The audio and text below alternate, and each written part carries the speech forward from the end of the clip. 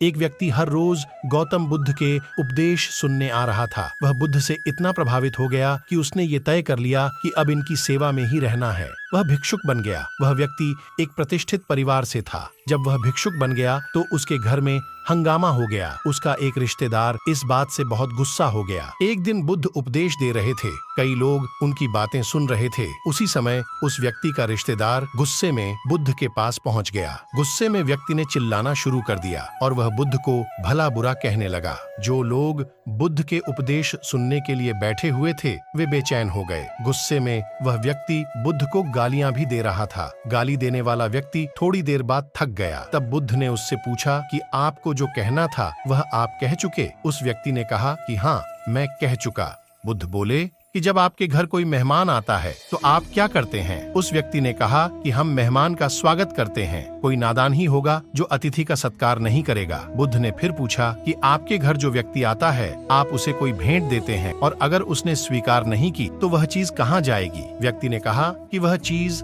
हमारे पास ही रह जाएगी। बुद्ध बोले कि आप मेरे अतिथि हैं। आपने मुझे जो सौंपा है वह मैंने स्वीकार ही नहीं किया है। जितने अपशब्द और गालियां आपने मुझे दी हैं मैंने स्वीकार नहीं की तो वह किसके पास गईं? आपके पास ही रह गई हैं। बुद्ध की बातें सुनकर उस व्यक्ति का गुस्सा शांत हो गया। अर्थात अगर कोई व्यक्ति हमारा अपमान करता है, अपशब्द कहता है तो हमें शांत रहना चाहिए। ऐसी बातें स्वीकार ही नहीं करनी चाहिए, क्योंकि अगर हम ऐसी बातें स्वीकार करेंगे तो हमें भी गुस्सा आएगा। सामने वाला व्यक्ति गुस्सा करके खुद का नुकसान कर लेता है। हम भी गुस्सा करेंगे तो हमारा भी नुकसान हो जाएगा। इसलिए हमें गुस्से को काबू रखना चाहिए और दूसरों के गुस्से का सामना शांति से करना चाहिए।